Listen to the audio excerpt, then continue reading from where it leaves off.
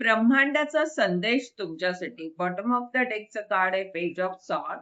तर हे कार्ड काय सांगतंय की काहीतरी संदेश तुम्हाला मिळालेला आहे, एखाद्या व्यक्तीशी तुमचा संवाद झालेला आहे आणि तिथे त्या व्यक्तीचा तुम्ही उपचार करत आहात.